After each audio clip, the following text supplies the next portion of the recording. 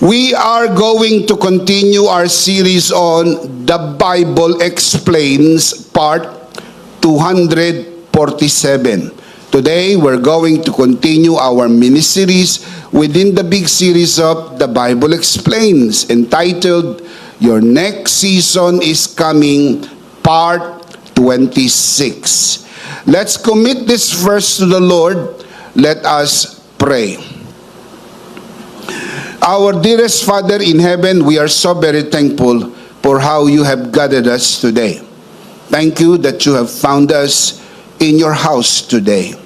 Thank you so very much for these beautiful people who came here today to honor you, to worship you, and to receive your word. Thank you for the wonderful time of praise and worship. Indeed, you inhabit the praises of your people. Thank you also for the beautiful people who are joining us online. Thank you for this wonderful opportunity that through this broadcast, we can share the most powerful message of full grace. Thank you so much for this wonderful time. We commit to you this learning time, and it is our prayer that everything that will be said and done today, all by your grace, for your glory, we pray. In the name of your Son, our Lord and Savior, Jesus Christ, by the power of the Holy Spirit. And everybody would just simply say, Amen. Amen. Let's give the Lord a good clap of praise. Malakas na palakpakan para sa Panginoon. On this Resurrection Sunday, we celebrate the risen Christ, the one who turned the cross from apparent defeat into eternal victory. Because Jesus lives, every season of our brokenness can be transformed by grace into bold purpose, living hope, and restoration. In the light of Christ's finished resurrection, we believe the message of Obadiah reminds us that grace still awakens, empowers, and restores us for God's purpose in our lives. Having said this, today we are going to talk about Obadiah. Who is Obadiah? Obadiah is one of the minor prophets ministered around 586 BC after Jerusalem's fall. And though his book is the shortest book in the Old Testament, his message powerfully declares God's restoration and purpose, particularly in our lives. Let me share with you today 3 things that happen when grace positions you for God's purpose. Of course, from the story of Obadiah. Let's begin. Number 1, grace awakens you to God's burden. Sa wikang Pilipino, ginigising ka ng biyaya sa pasanin ng Diyos. Obadiah's ministry began with a deep awareness of injustice and betrayal. He saw Edom's pride and cruelty toward God's people. Ang konteksto po ng aklat ni Obadiah ay kung saan nakita po ng propeta ang kawalan ng katarungan at pagtataksil na ginawa ng Edom sa bayan ng Diyos. Ano ba at sino ang Edom? Ito po ang tinatawag na mga Edomites. Edom from Edomites. Ang Edom ay lahi na nanggaling kay Esau. Matatandaan niyo po ang magkapatid na Jacob and Esau, si Jacob at si Esau. Si Jacob ang lahi ng Israel. Si Esau ang lahi ng mga Edomites. Nang salakayin po ng Babylonia ang Jerusalem, hindi ho tumulong ang mga Edomites sa kanilang mga kapatid. Dahil magkapatid po ang Edom at Israel, dahil magkapatid po si Jacob at si Esau. Pinanood lamang nila ang pananalasa ng Babylonia sa utos ni King Nebuchadnezzar noong 586 BC. Bumagsak ang Jerusalem, hindi sila tumulong, nilibak at pinagtawanan pa ang mga ito. Yun ang konteksto ng sulat ni Obadiah. Nakita po ang injustice, betrayal na ginawa ng mga Edomites towards God's people.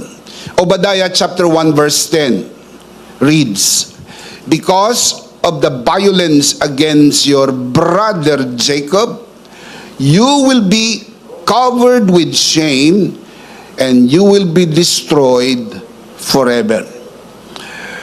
Hindi tumulong ang mga Edomites sa panahong kailangan ng tulong ng Israel. This shows that grace often starts a new season by awakening our hearts to what burdens the heart of God. Grace does not make us indifferent. It opens our eyes to God's concern for people.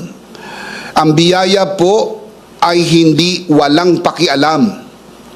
Ang biyaya ay bukas ang mata sa mga nangyayari sa mga tao, lalo na sa mga taong malapit sa atin, at hindi nating sasabihin, wala akong pakialam. Mga nangyayari sa mahal mo sa buhay, sa asawa mo, sa pamilya mo, sa mga anak mo, sa mga kaibigan mo, o maging sa mga taong wala namang relasyon sa atin, nakikita na lang natin sa balita, sa social media, ang mga nangyayari sa ating kapaligiran, ang mga pang-aabuso sa kababaihan at mga kabataan, na hindi natin pwedeng sabihin, wala akong pakialam dyan. Hindi yan concern sa buhay ko. Mga kapatid, ang biyaya po ay hindi indifferent.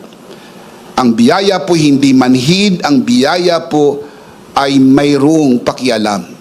Yun po ang mensahe ng aklat ng Obadiah, na hindi po kailangan tayo magkibit-balikat at wala nang mahalaga lang sa atin kundi ang buhay natin. Basta may pera ako, basta may savings ako, basta sigurado na ang trabaho ko, secure na ang future ko, basta may negosyo ako, wala na akong pakialam sa mga nangyayari sa paligid, wala akong pakialam kung marinig nila ang gospel o hindi, wala akong pakialam kung sila'y mamatay at pumunta sa impyerno, wala akong pakialam, basta ako ligtas na. Pag namatay ako, pupunta ako sa langit, and that's all about it. That is not what grace is all about. Grace does not make us indifferent. In the light of Christ's finished work, this truth becomes even more powerful. At the cross, Christ carried the greatest burden of all: our sin, shame, sorrow, and separation from God. According to 1 Peter chapter 2, verse 24, also Isaiah chapter 53, verse 4. Sinasabi po sa atin, sa pamagitan ng tinapos na gawa ni Kristo, mayroong pakialam ang Diyos sa atin. Nang bumagsak ang tao, mas madali po para sa Diyos i-scratch ang tao at gumawa ng bagong tao. Sa halip, nang bumagsak ang tao, agad ipinangako ng Diyos ang binhi ng babae na tutubo sa sangkatauhan. Nang katuparan ito'y naganap, doon sa krus ng Kalbaryo. Ang kauna-unahang bersikulo na nagsasabi tungkol sa kung anong mangyayari sa krus ay mababasa natin sa Genesis chapter 3 verse 15. Right after the fall, God already gave the promise of the Redeemer. Dahil mayroong pakialam ang Diyos. Nang ating Panginoon Kristo ay magkatawang tao, lumakad sa mundo, nakita niya ang mga may sakit. May pakialam ang Panginoong Hesus. Nagbigay siya ng kagalingan. Nakita niya ang malaking pangangailangan na makakain ng mga tao. Naghimala po siya gamit ang 5 tinapay at 2 isda upang ang mga tao ay makakain. Mga kapatid, mayroong pakialam ang Diyos, at kung natanggap natin ang kanyang biyaya, mayroon tayong pakialam. Can you say amen? Amen. Because Jesus has borne already the ultimate burden, grace now awakens us not to live weighed down by condemnation, but to carry His compassion for others. Nasa atin ang pag-ibig ng Diyos. Ibinuhos sa atin ang pag-ibig ng Diyos. Hindi tayong malaking larawan, hindi ito tungkol sa atin. Tungkol ito sa pag-ibig ng Diyos. Nabubuhay tayo sa hindi perpektong mundo. Sa mundo na ito, maraming mangyayari. Masasaktan tayo sa mundo na ito. Magkakaroon tayo ng mga challenges. Magkakaroon po ng mga pagsubok. And yet, sa gitna ng mga ito, ramdam natin ang pag-ibig ng Diyos. At dahil ramdam natin ang pag-ibig ng Diyos, iparamdam natin sa iba. Remember, the scripture tells us, we love because He first loved us. 1 John 4:19. God has poured out His love into our hearts. Nasa atin ang pag-ibig ng Diyos. Mahal natin ang mga tao. Mahal natin ang mga hindi pa nakarinig ng mabuting balita. Kaya nag-aambagan tayo. Nagbibigay tayo ng extra offering para mapuntahan ang mga lugar na ito. Mabigyan po sila ng tulong. Mabigyan ng mga pagkakataong marinig ang mabuting balita ng kaligtasan. Gumagawa tayo ng paraan. Pinagsasama-sama natin ang mga talino, kakayahan, galing, husay, resources, so we can reach the whole Philippines with the message of full grace. That is why we have Full Grace Philippines. That's why we have Full Grace International, upang maabot ang maraming bansa. Di man ang buong mundo. Baring wala tayong ganong kakayang abutin ang buong mundo. Pero at least sa kakayang maabot ang isang bansa, isa pang bansa, isa pang bansa, at marating ang maraming mga bansa at marinig ang mabuting balita. Yun po'y gawain ng pakikialam. Kasali tayo. Inabot tayo ng Diyos, ng kanyang biyaya. Abutin natin ang maraming tao ng parehas na biyaya na umabot sa atin. Can you say amen? Amen. Palakpakan natin ang Panginoon. Praise God. Praise God. What breaks God's heart begins to move our heart as well. That is why the love of Christ compels us. That is what the Apostle Paul said. Look at the scripture, 2 Corinthians 5:14. For Christ's love compels us, because we are convinced that one died for all, and therefore all died. Sa pamagitan ng kamatayan ni Kristo, lahat tayo'y namatay kasama sa kanyang kamatayan, dahil kamatayan natin ang kanyang ikinamatay. Ang mabuting balita ay ito: hindi lamang siya namatay, siya'y muling nabuhay at buhay magpakailan-kailan paman. Amen. At dahil si Jesus ay muling nabuhay, tayo po'y muling nabuhay sa isang bagong buhay. Daig ang kasalanan, kahirapan, karamdaman at kamatayan. Dahil ang tagumpay ni Kristo ay ang ating tagumpay. Dahil ibinigay niya sa atin ang kanyang tagumpay. Isinama niya tayo sa parada ng kanyang tagumpay. Ang halimuyak ng kanyang tagumpay ay umaamoy sa atin sapagkat si Jesus ay buhay magpakailan-kailan paman. He lives! He lives! Christ Jesus lives today! He walks with me and talks with me along life's narrow way. You ask me how I know He lives. He lives within my heart. Can you say amen? Amen. Christ did not only die for our sins, He rose again in victory. His resurrection declares that the burden He carried at the cross has been fully dealt with, and the new life has now begun. Binigyan na tayo ng bagong buhay.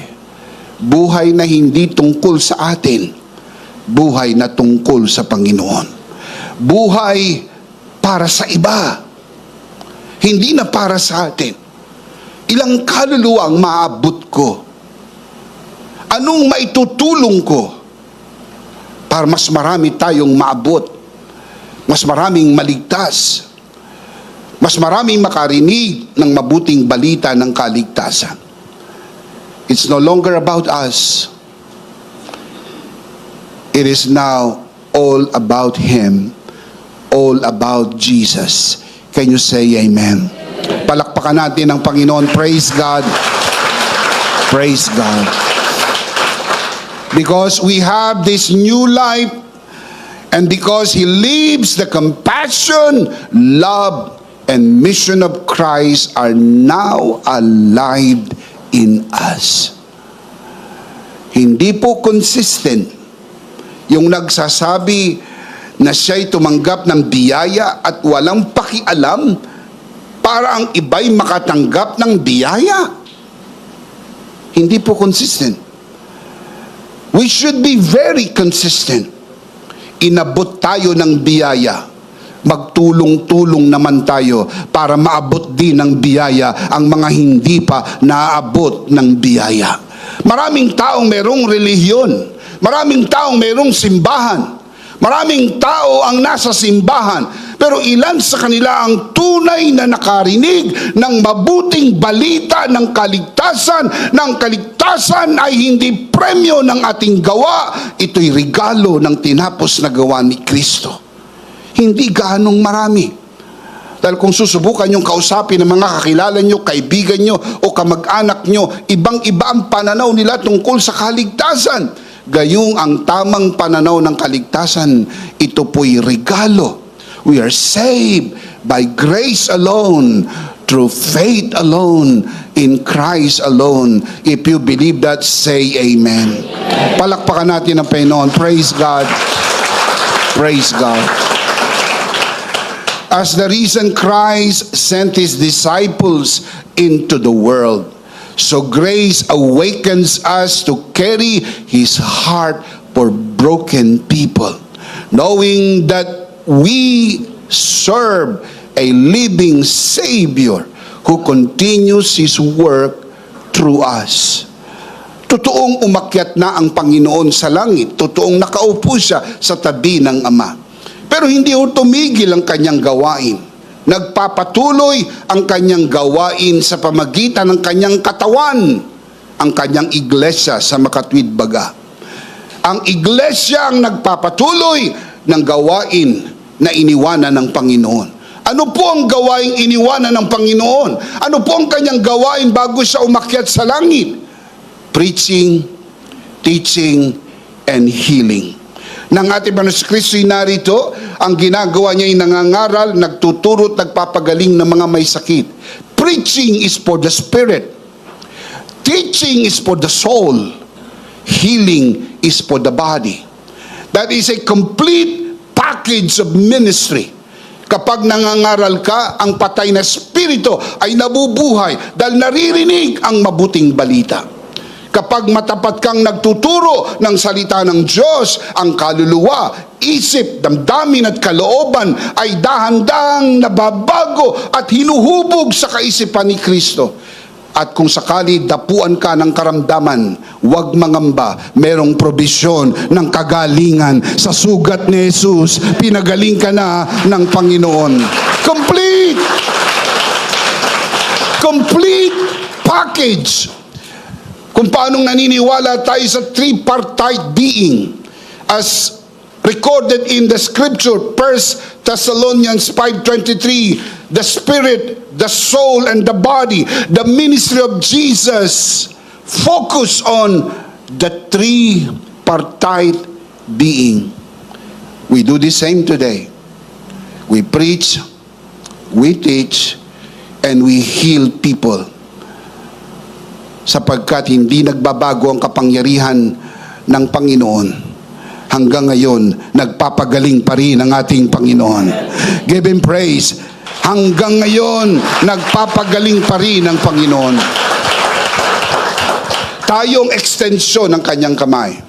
Kaya ang sabi po sa Biblia, ipapatong ninyo ang inyong kamay sa may sakit at sila ay gagaling. Ang kaya lang nating gawin ay ipatong ang kamay.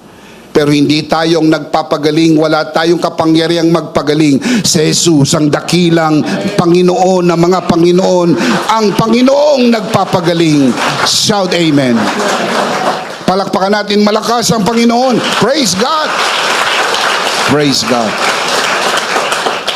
Grace transitions a person from being a silent observer into becoming a voice, a vessel, and a servant of restoration.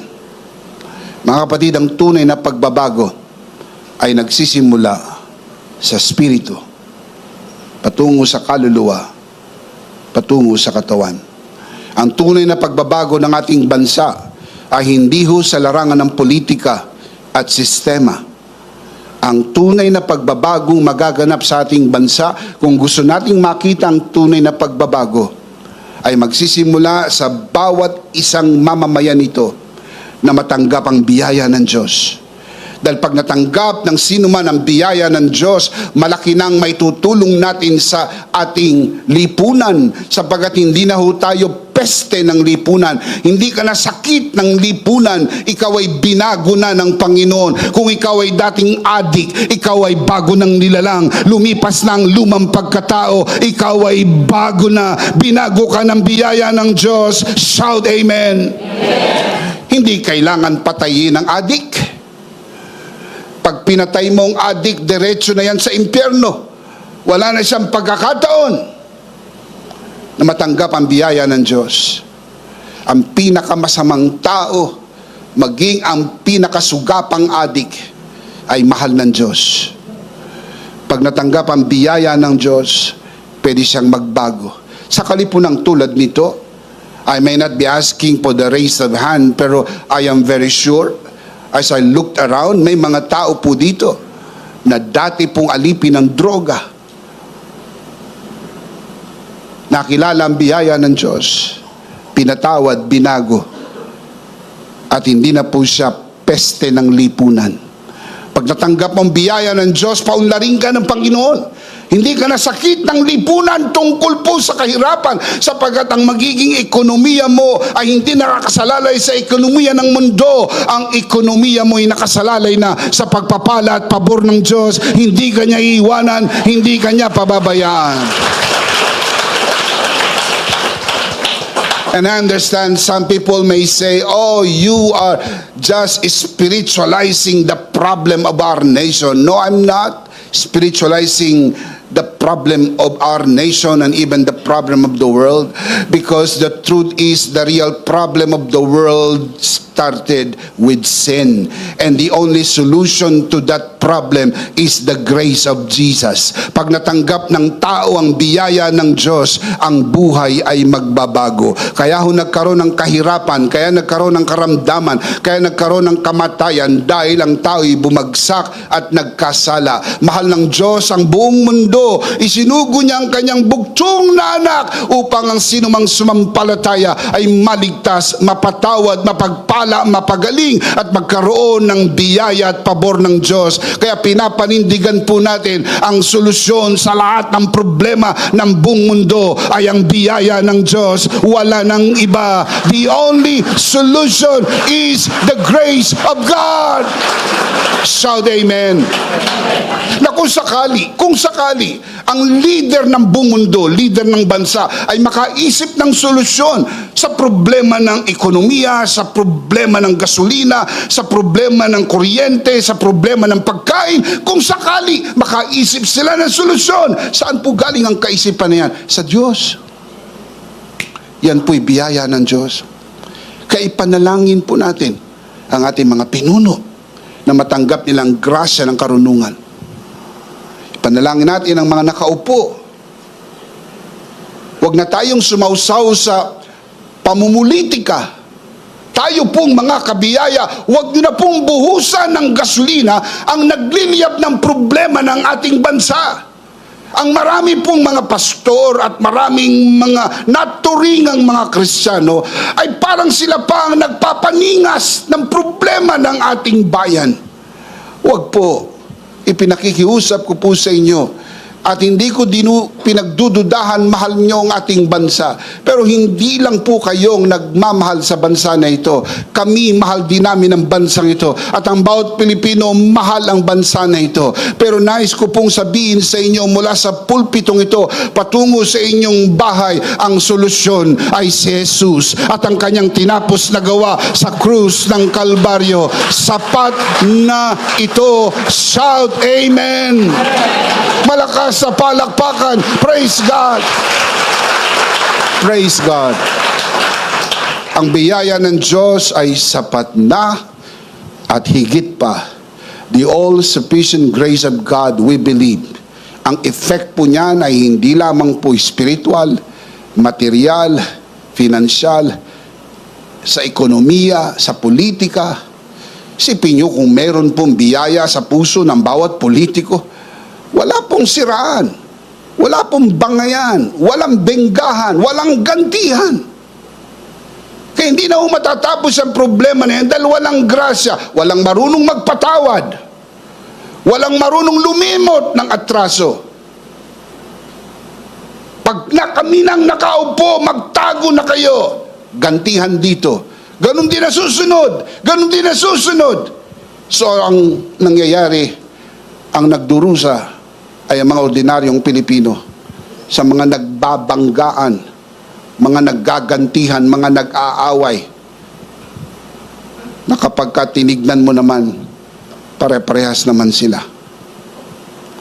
Kaya kung ang pag-asa mo'y nakasalalay lang sa kanila, o ang pag-asa mo'y nakasalalay sa susunod na halalan, mabibigo ka na naman. Panahon na para magising tayo sa katotohanan. Wala sa mga politiko ang ating pag-asa. Na kay Jesus ang ating pag-asa.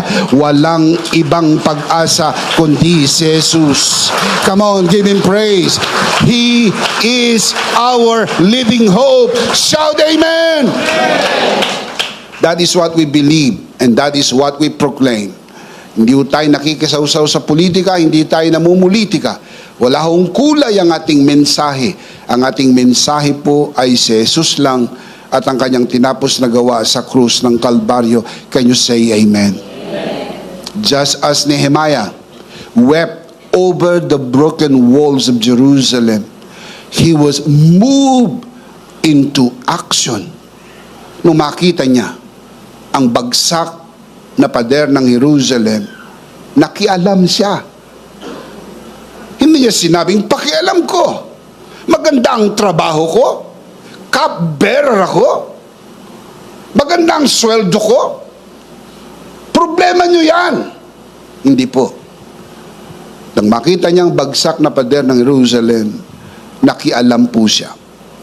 Siya po'y umiyak, siya'y nanalangin, nagplano, humingi ng pahintulot mula sa hari upang siya'y makabalik sa Huda at pangunahan ng pagtatayo ng bagsak na pader ng Jerusalem.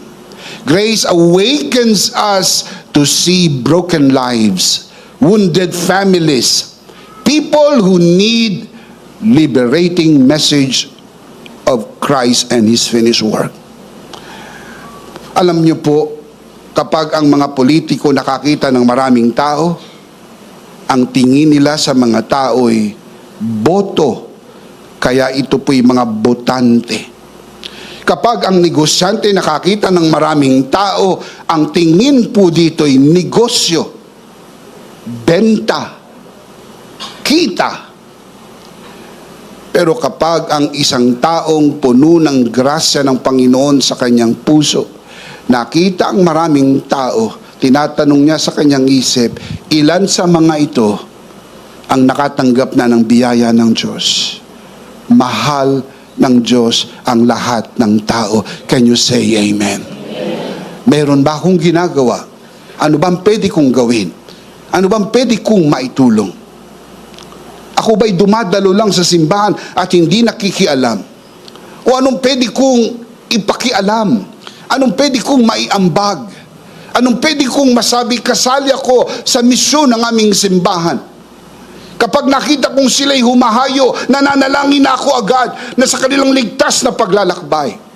Pag nakita kong sila'y nag-post sa mga tagumpay ng kanilang paghayo, ako'y numerong nagla-like at nag-heart sapagkat sumasangayon ako at sinasabi ko, praise God, nagtagumpay at nakabilig ang aming mga manggagawa upang tayo sama-samang magdiwang, hindi natatalo ang biyaya ng Diyos, palaging panalo ang biyaya ng Diyos. Shout amen. Are we doing our share? I'm talking to your heart, and especially those who are watching this broadcast. Are you doing your share? Nakikita ninyo ang malaking pangailangan ng buong mundo. Hindi ho pera ang problema. Dahil kung pera ang problema, mas madaling lutasin niya ng Diyos. Hihilingin lang ng Diyos sa iyo ang iyong GCash number. Padadalang ka ng pera, solve na ang problema mo. Pero magugulat ka, bukas may problema ka na naman. Next week may problema ka na naman. Next month may problema ka na naman. Kaya hindi pera, hindi pagkain. Kung pagkain lang ang problema, bibigyan ka ng ticket, makakapila ka sa ayuda, makakaroon ka na ng pagkain. Ang problema ng tao, hindi yung sakit. Dahil kung sakit, may mga center, may mga medical services na provided ng government and even some private sectors nagpo-provide, solve na ang problema mo. Meron din mga libreng gamutan, maging mga matitindi na sakit ay pwede nang magamot ng libre sa programa ng pamahalaan tulad ng mga malulubang cancer at iba pa, ay meron na rin pong mga tulong ang pamahalaan. Pero hindi po yan ang talagang problema ng tao. Ang mga ito ay resulta lang ng pinaka-problema ng tao. Iba ho ang symptoms, iba po ang real sickness. What we see are symptoms, but the real sickness in the inside of man's heart, sin. That is the real problem, sin. Kaya ho may kasalanan, kahirapan, karamdaman at kamatayan dahil kinain ng tao ang bawal na bunga, bumagsak ang tao, pumasok ang kahirapan, pumasok ang kamatayan. Ang solusyon sa kasalanan ay ang biyaya ng Diyos. At ang solusyon na yan ay nilagay ng Diyos sa ating kamay. Magkikibit balikat, walang pakialam, o ilalagay natin ang ating kamay sa gawain at sasabihin natin, kasali ako. Pagtulungan natin, itayo ang bagsak na buhay ng mga tao. Tulad ng ginawa ni Nehemiah, tinawag niya ang kanyang mga kababayan, ambag-ambag tayo, tulong-tulong tayo, anong talento mo, anong galing mo, anong husay mo, anong kakayahan mo, ambag-ambag tayo, pagtulungan nating itayo ang bagsak na pader ng Jerusalem. Not to mention the provision that God has provided miraculously sa iba't ibang mga pamamaraan. Hindi magkukulang ang gawain ng Diyos. Aabutin ang buong mundo dahil mahal ng Diyos ang buong mundo. Can you say amen? Palakpakan natin ang Panginoon. Praise God. Praise God. In practical life, this means allowing grace to make us more sensitive to those around us, praying for the hurting, encouraging the weary, restoring the fallen, and sharing the gospel of grace with many, while speaking hope to those bound by guilt and fear. Mga kapatid, tayo ang kamay, tayo ang paa, tayo ang bibig ng Panginoon sa bagong panahon. Bigkasin natin ang pag-asa. Abutin natin ang mga hindi pa nakarinig ng mabuting balita. Puntahan natin. Abutin natin. Dahil yan po ang mensahe ng biyaya ng Diyos. Can you say amen? The very burden God places in your heart becomes the doorway to your next season. Totoo ito. Kapag ito'y naging napakabigat sa puso mo, pinagagawa ng Panginoon sa iyo yan. That is the clue.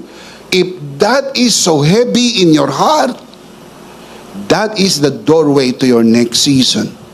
Because Christ is risen, what He places in your heart is not a dead weight, but a living purpose empowered by His resurrection grace. Kaya kapag ramdam mo, pinagagawa ng Panginoon sa iyo yan. Nandun yung burden ng heart mo. Feel mo. Because God is moving in you, and now you have to be ready because God is about to move through you in your next season. Number one, grace awakens you to God's burden. Number two, grace empowers you to speak truth. Tagalog, binibigyan ka ng biyaya ng tapang magsabi ng katotohanan. Maraming mga tao alam naman ng katotohanan pero urong ang dila, walang lakas ng loob. Dahil baka magkagalit silang magkaibigan, baka iwanan siya ng kanyang business partner, o baka iwanan siya ng boyfriend niya, or for whatever reason. Kaya sinasarili na lang niya yung katotohanan na kahit alam niya na dapat ay marinig ng kanyang kaibigan. Hindi relihiyon. Please, look at my eyes. You are not offering religion to your friend. He may decide to stay all his life to his own religion if he chooses to. Ang importante lang, maintindihan niya na tanggapin ang kaligtasan ng libre. Walang mawawala sa kanya. Kung alam niya lang na hindi reliyon, kundi relasyon. But someone has to say it. Someone has to have the gut to say it. Lakas ng loob para sabihin. Hindi nila maririnig kapag walang magsasabi. Obadiah was called to deliver a difficult message against Edom, a nation marked by pride and betrayal, as I explained to you a while ago. In a time of weakness, task was not easy, yet grace empowered him to stand and declare God's truth without fear. Alam niyo po, maraming tao ang alaman totoo pero hindi nagsasabi ng totoo sapagkat natatakot sila. The Bible tells us that God has not given us the spirit of fear. Wala nang dapat ikatakot dahil nadaig na ni Jesus ang kasalanan at kamatayan. The greatest fear of man is death, and Jesus conquered sin and death. Kung tinalo ni Jesus ang pinaka kinakatakutan ng tao, wala nang takot na maaari mo pang katakutan, magsabi ka na ng katotohanan.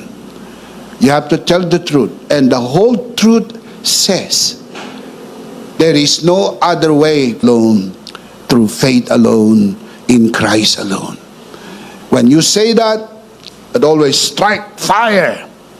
Paano yung religion namin? Paano yung good works namin? Paano yung lahat ng tinulungan ko? Paano yung mga pinag-aral ko? Paano yung mga binigyan ko ng limos? Paano yung mga binigyan ko ng abuloy? Wala ng kabuluhan.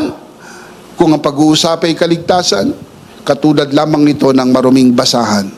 Pero pag tinanggap mo ng grasya, huwag kang mag-alala, mas marami pang mabubuting bagay ang magagawa mo dahil gagawa na sa iyong biyaya ng Diyos. Mas marami ka pang matutulungan, mas marami ka pang mabibiyayaan, mas marami ka pang magagawa. Shout amen. Someone has to tell the truth, and we are telling you the truth.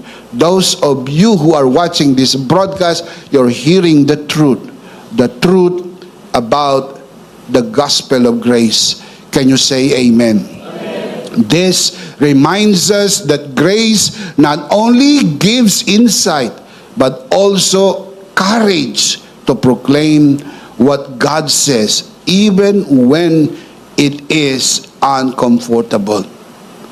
Marami po ang pag-uusig sa pagsasabi ng katotohanan, but you have to. We have to. We have the grace of God.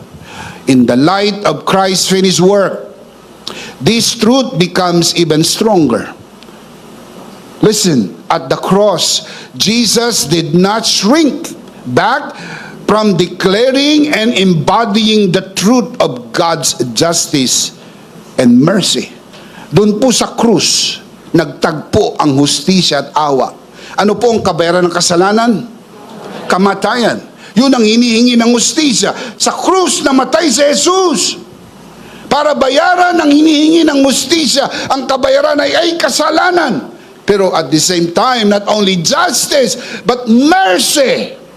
Sapagkat ginawa ito ni Jesus alang-alang sa atin. Upang sa kanyang awa, ang kanyang kamatayan na ikinamatay ay yung ating kamatayan, upang pag tinanggap mo siya, hindi ka na mamatay. Ikaw ay mabuhay magpakailan-kailan pa man sa piling ng Diyos. Shout amen. Jesus said, I am the resurrection and the life. He who believes in me will live forever. Kapag namatay ang physical na katawan, hindi po yan kamatayan.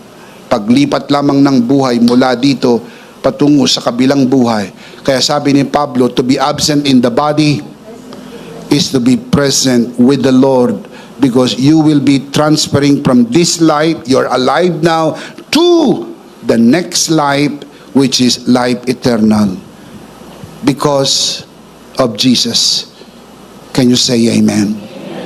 Jesus stood before opposition, rejection, and hostility of men. Tiniis niya lahat yun. Yet remained faithful to the Father's will. Kalooban ng Ama na siya'y magdusa. Kalooban ng Ama. Inihula na po yan sa Isaiah 53 verse 10. It was the Lord's will to crush him and cause him to suffer. That is why in the Garden of Gethsemane he prayed, not my will, but your will be done. When Jesus died on the cross, he fulfilled the will of the Father completely. He obeyed God even unto death on the cross. The most painful, the most shameful kind of death. Crucified between two thieves, suspended between the heavens and the earth. He did it all for us. Ginawa niya lahat yan para sa atin.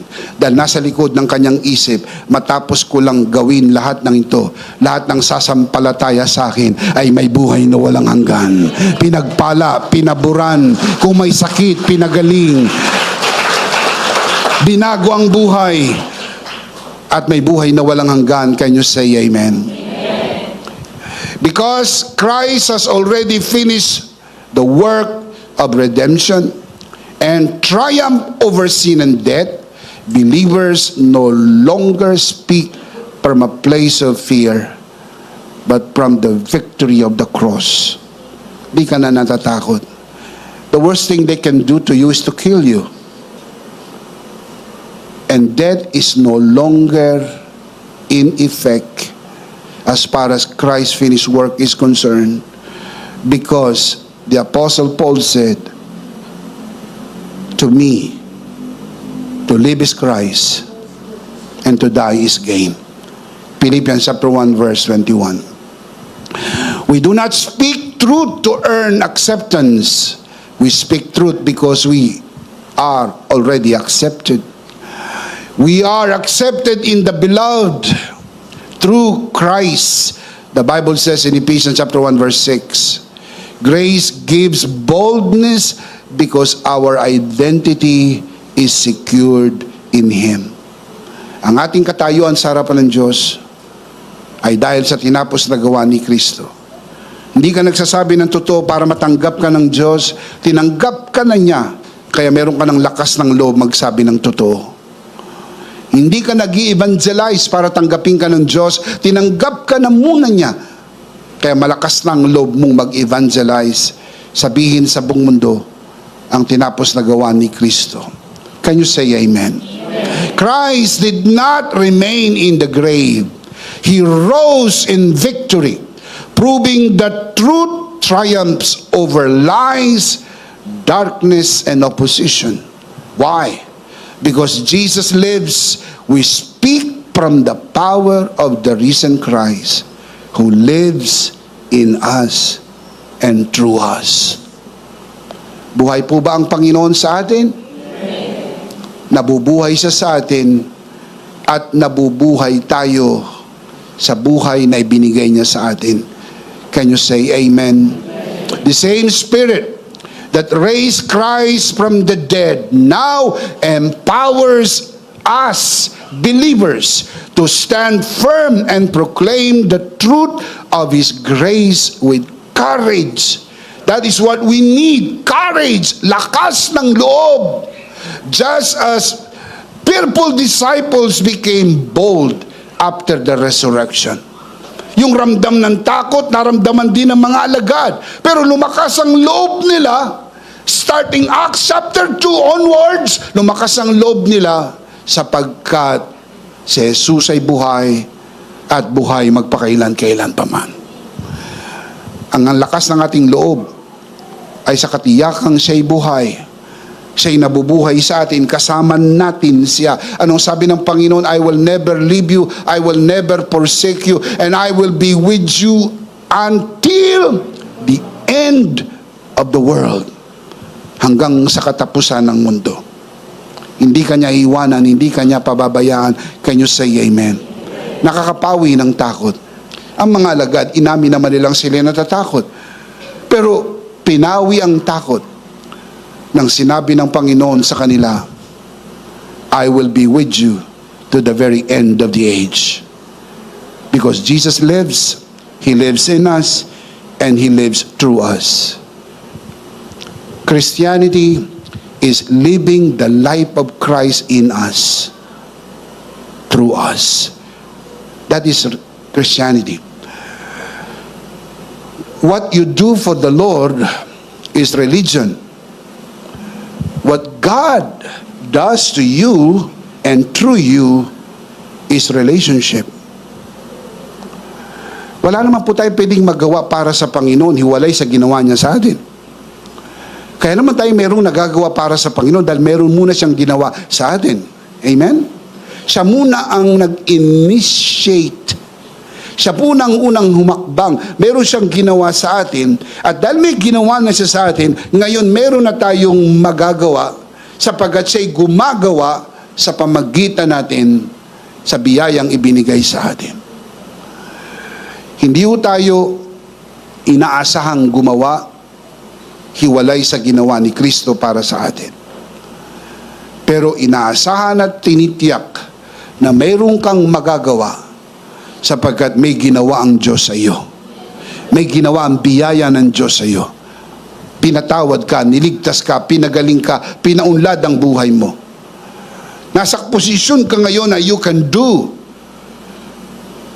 You can serve in whatever capacity na pwede natin gawin. All because Jesus has risen from the dead and He is alive forevermore. Palakpakan natin ang Panginoon. Praise God! Praise God!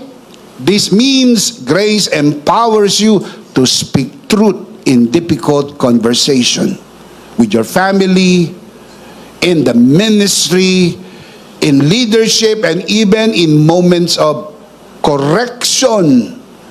Kung tayo po'y nagkamali at tayo po'y itinutuwid, sinasabi natin ang katotohanan ng may pag-ibig, madaling natatanggap, nagkakaunawaan, hindi nagkakagalit, nagkakaayos, sapagkat nandoon ang katotohanan ng biyaya ng Diyos. Can you say amen? Because He lives, your voice carries not only conviction, but also hope and restoration. Pag nagsasalita ka ng pag-asang mabuo ang nasirang pamilya. Nagsasalita ka ng pag-asang mabuo ang nasirang relasyon ng pamilya, ng magkapatid, ng magkaibigan. Never lose hope. Huwag mawala ng pag-asa. Laging may pag-asa. Dahil si Jesus ang ating pag-asa. Palakpakan natin ang Panginoon. Amen. Amen. The new season God brings you into will require a stronger voice than the previous one. The same grace that saved you, the same grace empower you right now, is the same grace will continue to empower you because Christ Jesus has risen from the dead. And the same power that God will empower you to stand and speak the truth. Can you say amen? Number 2, grace empowers you to speak truth. Number 3, I'm starting to close. Grace positions you for restoration. Sa wikang Pilipino, inilalagay ka ng biyaya sa posisyon ng pagpapanauli. Edom, as I discussed to you a while ago, the final word was not destruction, but the certainty of God's restoration. Grace lifts the eyes of the believer beyond the present conflict and pain to the greater reality of God's redemptive purpose. Yung nakikita mo ngayon, di pagkakasunduan, hindi maganda, that is not forever. That is not even for a longer time. That is only for a moment. That is only for a moment. You have to keep in mind to speak words of restoration. Because that is what grace is all about. Restored family, restored marriage, restored relationship, restored friendship. Because that is what grace is all about.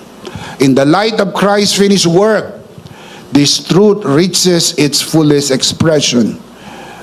It seemed like the greatest defeat became what? The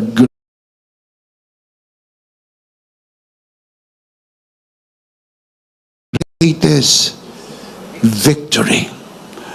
Nang si Jesus ay mamatay, maaaring isipin ng iba, game over. Tapos na. Talo na. Pero hindi alam ng marami, ang kanyang kamatayan ang nagatid ng pinakamalaking tagumpay.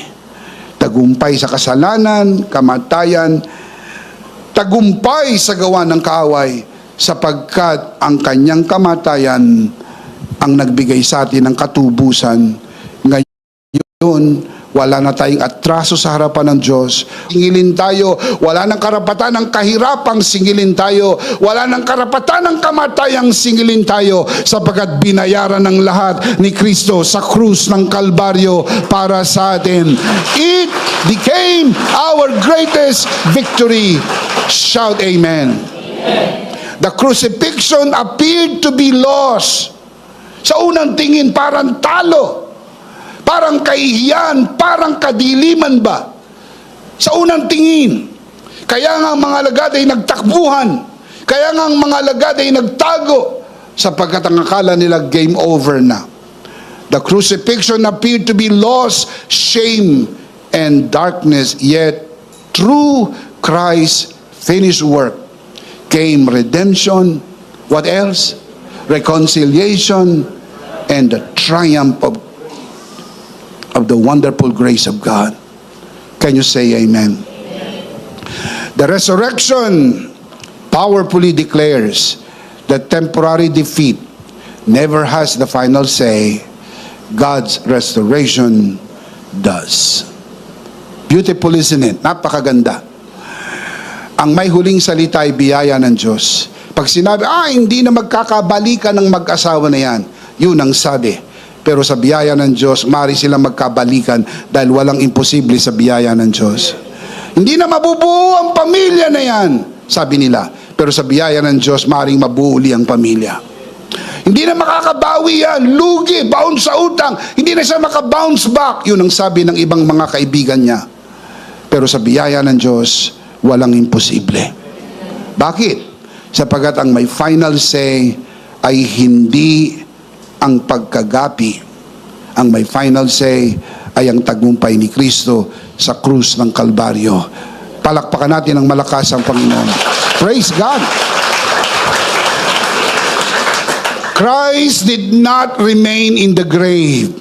Remember that. He did not remain in the grave. He rose in victory, proving that what looks like an ending can become the beginning of a greater purpose. Patay na yan, patay na, wala nang pag-asa. Sa Diyos, laging may pag-asa. Dahil si Jesus ay muling nabuhay, anumang pwedeng patay ng bahagi ng iyong katawan ay pwedeng tumanggap ng buhay. Patay na ang pagmamahala ng mag-asawa na yan. Patay na yung kalahati ng katawan ng taong yan. Patay na ang utak ng tao na yan. Patay na ang kabuhayan ng tao na yan. Maaring nailibing na nga at nalagyan na ng lapida. Pero dahil si Jesus ay muling nabuhay, walang hindi kayang buhayin ng Panginoon. Walang hindi kayang baguhin ng Panginoon. Walang hindi kayang gawin ng biyaya ng Diyos. Amen. Of course, it only happens to those who believe. Kung di ka naniniwala, paano naman mangyayari sa iyo? Habang naririnig mo, pinagdududahan mo na agad. Kayong nanonood sa broadcast, habang naririnig mo, nagdududa ka na agad. Paano yung bulong mo? Paano yung bulong mo? Wala ka namang kausap, nagsasalita ka mag-isa. Sabagat di mo matanggap. Pero hayaan mo pong palakasin kong yung loob. Kapag naniwala ka, gagawin ng Panginoon sa iyo ang narinig mo. Sapagat nangyayari lang sa naniniwala. Ilan ang naniniwala sa araw na ito? Itaas ang kamay. Do you believe? Come on, do you believe? Everybody say, I believe. Palakpakan natin ang Panginoon. Praise God. Praise God. Remember, it only happens to those who? It only happens to those who? Everybody say, I believe. I believe. Gagawin ng Panginoon sa iyo kung ano ang iyong pinaniniwalaan. The empty tomb is heaven's declaration that restoration is not merely possible, it is secured in Christ. Ikaw ba'y na kay Kristo? Sigurado ang restoration. Sigurado, hindi ho baka sakali, i-restore ng Panginoon ang iyong kabuhayan. I-restore ng Panginoon ang iyong kalusugan. I-restore ng Panginoon ang iyong pamilya. I-restore ng Panginoon ang iyong negosyo. And let me just rephrase what I just said. Ni-restore na ng Panginoon ang iyong pamilya. Ni-restore na ng Panginoon ang iyong kalusugan. Ni-restore na ng Panginoon ang iyong kabuhayan. Dahil sa pamagitan ng krus, nagtagumpay si Jesus. At tayo po'y ginawa niyang higit pa sa mga mananagumpay. Ang higit pa sa mananagumpay ay nakikinabang sa tagumpay ng dakilang mananagumpay. The scripture declares that Christ disarmed the powers and authorities, and made public spectacle of them, triumphing over them. And tell me how? By the cross. Ito po ba'y tumutukoy sa finished work? That is the finished work of Christ. That is why that is the heart and soul of the whole Bible. Sa lumang tipan, inihula na ito'y mangyayari. Sa bagong tipan, ito'y isinulat na ito'y nangyari. Sapagkat ang buong Biblia ay tungkol sa pag-ibig ng Diyos sa tao at ang katubusan ng plano ng pagliligtas na nagkaroon ng katuparan sa krus ng Kalbaryo. Can you say amen? Because Christ lives, grace positions us to interpret present struggles through the lens of the empty tomb rather than through the fear of the moment. Totoo po nakakaramdam tayo ng nervyos. Ba't naman hindi? Sobrang taas ng presyo ng gasolina, ng krudo. Sobrang taas ng mga presyo ng bilihin. And the last time you check, sobrang taas ng blood pressure mo.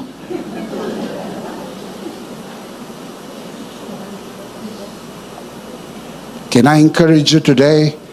Relax. Take a deep breath. Hingala ng malalim.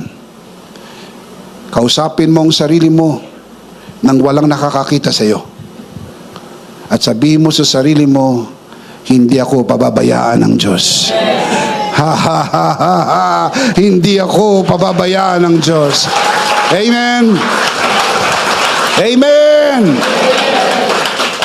Present conflicts may be real, but they are not final. Resurrection grace assures us that God can bring life out of dead places, hope out of despair, restoration out of loss, healing out of sickness, provision out of great need. Walang hindi kayang gawin ang biyaya ng Diyos. When God guides, He provides. When there is a mission, there is a provision. Hindi natin ito gawain.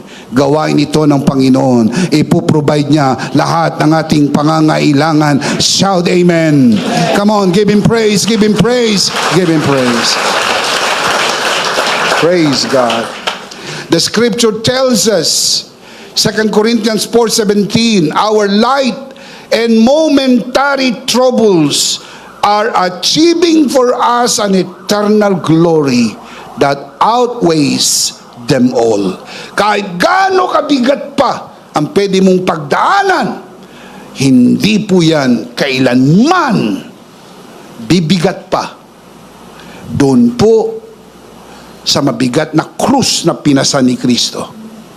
Ginawa niya ito alang-alang sa atin. Nagtagumpay siya alang-alang sa atin. At dahil dito, ang mas mabigat pa na gantimpalang naghihintay sa atin pagdating po sa kaluwalhatian na kaya naman po natin nagawa ay dahil din sa ginawa ni Kristo sa atin. Can you say amen? Palakpakan natin si Lord. Praise God. Praise God. In practical life, this means that when you face family struggles, unanswered prayers, opposition, or personal setbacks, grace enables you to see beyond the immediate pain. Yung nararamdaman mo, immediate pain, but the grace of God will enable you to see beyond that. Mayroong mas magandang plano ang Diyos. Lagpas sa krus ang libingan. Lagpas sa libingan ay ang kanyang muling pagkabuhay. Lagpas Lagpas sa kanyang muling pagkabuhay ay ang kanyang pag-akyat sa langit. Lagpas sa kanyang pag-akyat sa langit ay ang kanyang muling pagbabalik. Kukunin tayo ng Panginoon at mapapasa Panginoon magpakailan, kailan paman, para siyempre. Shout Amen! Keep in mind, my dear brothers and sisters, the resurrection teaches us that today's grave may become tomorrow's testimony. What feels buried can still be raised by the power of God. That is why we say, grace helps you see not just where you are, but where the risen Christ is bringing you. Remember, defeat is never final. Victory is forever. Ano man nakikita mo at nararamdaman mo, hinaharap mo ngayon, hindi ho yan panghabang panahon. Lilipas din po yan. Isang magdamag na iyakan. Isang magdamag na iyakan. Pero bukas ay darating, ang umaga ay darating, ang ganda ng umaga, at buong araw at buong buhay na kasiyahan. Ano naman ang isang magdamag na iyakan kumpara sa buong buhay na kasiyahan? Weeping may last through the night, but joy comes when? In the morning. Isang beses lang po siya namatay. Isang beses lang po siya nailibing. Siya'y muling nabuhay at buhay magpakailan-kailan paman. Ang kanyang tagumpay ay magpakailan-kailan paman. Ang kanyang tagumpay at pagupo sa kanan ng Ama. Kasama tayong nabuhay. Kasama tayong inupo sa tabi ng Ama. At ito'y hindi panandalian. Ito'y magpakailan-kailan paman sa piling ng Diyos. Say Amen. Let's see them again. 3 things when grace position you for God's purpose. Ready? Let's read them out loud. Number 1. Number 2. Number 3. Now, let me give you the life application. Number 1. Carry resurrection hope into broken situations. If you are in a broken situation, relationship, family, marriage, or even broken hearts, yung bang pinaasa ka, tapos idinamp ka, asa pa more, then idinamp ka, parang masyadong nasaktan ka, parang ayaw mo nang umibig uli. Parang isinara mo na yung puso mo. At sinabi mo, ang mga lalaki, pare-parehas, lahat manluluko. Lahat manluluko, lahat luko-luko. Hindi po lahat. Hindi po lahat. Meron lang ilan. Ang natsempo sa iyo, luko-luko. Pero merong matitino na tulad namin. At tulad ng ilang mga narito, na binago ng biyaya ng Diyos. Like Obadiah, do not let present ruin be the picture of final situation in your life. Though Judah experienced pain, betrayal, and devastation, grace lifted the vision towards God's restoration. That is why you can read in Obadiah 1:21, the kingdom will be the Lord's. Sa lahat ng mga ito, nandun po yun pong prophecy, the kingdom will be the Lord's. Because at the end, His kingdom reigns. Can you say amen? Sa una lang, parang hindi maganda. Pero later on, you realize, paganda ng paganda. Because the Bible says, God makes everything beautiful. Tell me when? In its time. Because Christ's reason, what seems buried today is not beyond God's restoring power. Bring resurrection hope into broken lives, wounded relationship, difficult seasons, trusting that the risen Lord can turn into a testimony of His redemptive purpose. Lagi ilagay sa isip, hindi pa tapos ang Diyos sa buhay mo. Patuloy pa rin siyang gumagawa. Kapag hindi magandang nangyayari, di ba't sinabi ko na sa inyo, hindi yan ang final season. Because your next season is coming. Palakpakan natin ang Panginoon. Praise God. Praise God. Number 2, speak with resurrection boldness. Like Obadiah, do not be silenced by difficult times or uncomfortable truths. Though his message confronted pride and false security, grace gave him the courage to speak what God placed in his heart. Binigay ng Panginoon sa puso niya yung lakas ng loob. Kailangan natin yun. Yung biyaya ng lakas ng loob para sabihin natin yung kailangan natin sabihin sa mga kinakausap po natin. Because Christ is risen, your voice is no longer shaped by fear, but by victory. Speak truth with courage, love, and hope, knowing that the risen Christ gave you words, both conviction and restoring power. Binigay po sa atin ang mga salita ng paninindigan at mayroon pong kapangyarihan ng pagpapanauli. Pwede pong may paninindigan. Pwedeng sa unay masakit ang salita.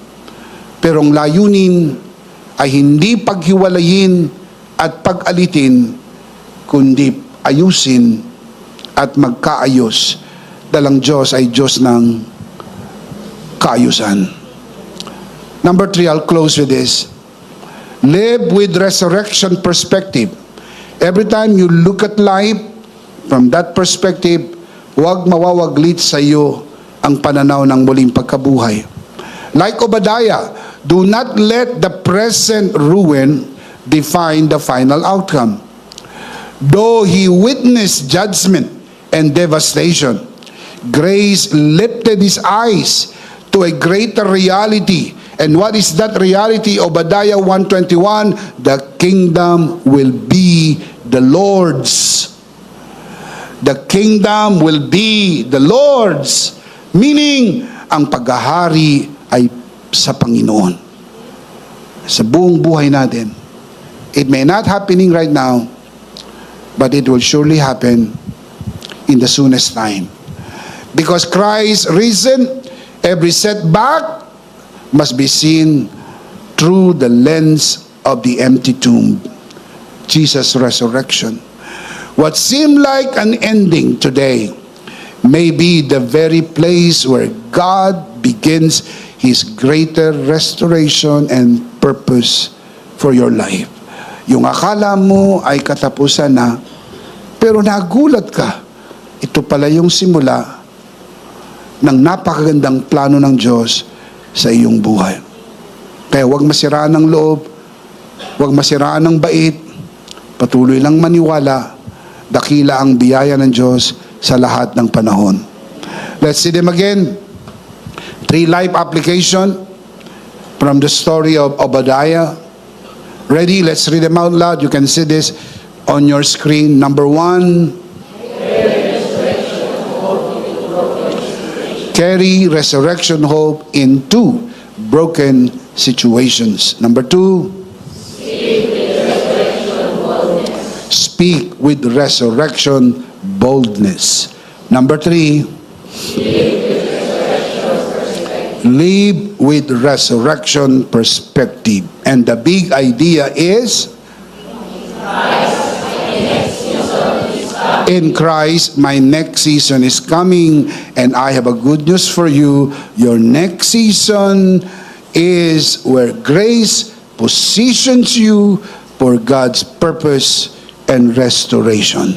Amen? Of course, we do not want to end this broadcast without giving you, those of you who are watching this broadcast, the opportunity to receive Jesus today and be saved. Also, for those who are in this sanctuary, to receive Jesus today and be saved. Taas natin ating dalawang kamay, ipikit ang mata, iyuko ang ulo. Sumunod sa panalangin ng pagtanggap at ariin na isang personal na panalangin. Kung nagawa mo na ito minsan sa buhay mo, hindi mo kailangan gawing paulit-ulit. Pero hinihiling ko, alang-alang sa mga bisita na narito sa loob ng bulwagan na ito, lalo na sa mga bisita sa ating broadcast, na sumunod tayo sa panalangin ito at ariin natin na isang personal na panalangin.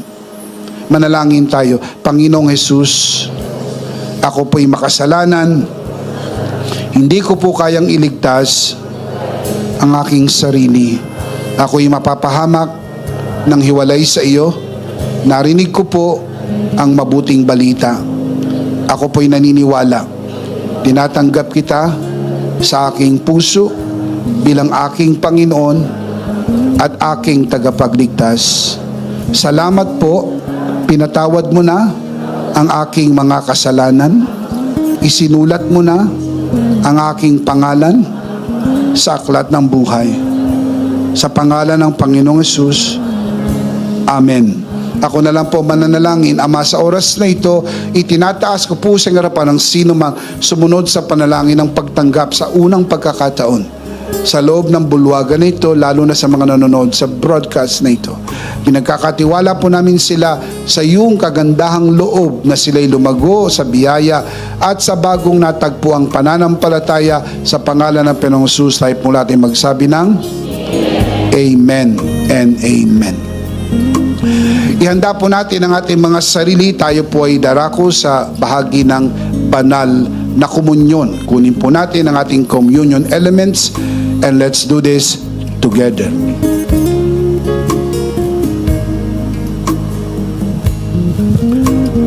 Alright, let's do this together mga kabiyaya.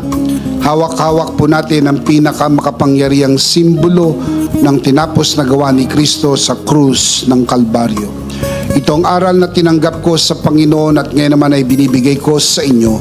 Nang gabing siya'y pagkanuloy dumampot siya ng tinapay, kanyang pinagpira-perso at kanyang sinabi, ito ang aking katawan na pinagpira-perso dahil sa inyo. Gawin niyo to bilang pag-alaala sa akin. Sabay-sabay po natin gawin.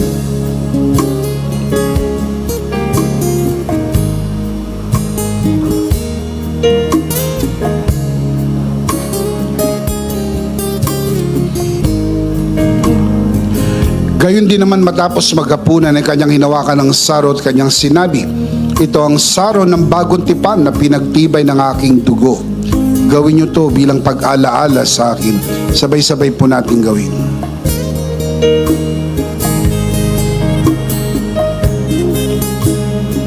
Ati po itaas ang ating dalawang kamay at sumunod po tayo sa panalangin na ito. Aming Ama, maraming salamat po sa aming Panginoong Hesukristo. Panginoong Hesukristo, maraming salamat po sa iyong banal na dugo na iyong itinigis sa krus ng Kalbaryo. Dahil po dito, lahat ng aming kasalanan ay iyong nang pinatawad. Maraming salamat po sa iyong katawan na bugbog at nasugatan.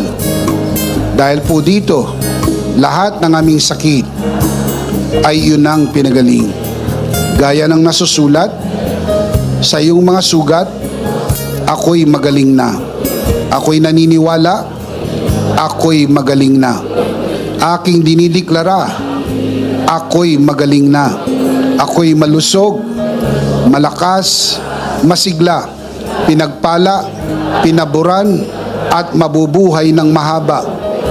Sa pangalan ni Jesus, maraming salamat po, Banal na Espiritu, sa iyong kapahayagan, sa mensahe ng biyaya, sa pangalan ng Panginoong Jesus. Amen, Amen, Palakpakan po natin si Lord. Praise God. Isang beses pa at malakas sabay-sabay. Ano po ang big idea? One more time. In Christ, my next season is coming. Last of all, let me speak to your heart, you who are watching this broadcast. If this broadcast has blessed you, and if not asking too much, I would like you to bless this ministry with your love offering, so that together we can reach the world with the message of full grace. And from the bottom of our hearts here at EMI, we would like to say, thank you for giving to the Lord. We'll see you next Sunday, prayerfully on site, but definitely we'll see you again online. Ako po, si Bishop Emmy, kasama po si Pastora Joe at ang kabuuan ng The Lord's Community and EMI Broadcast. Maraming salamat po. Stay a bit for more announcement. Stay blessed and stay connected. Always remember, in Christ, you are forever. Charito!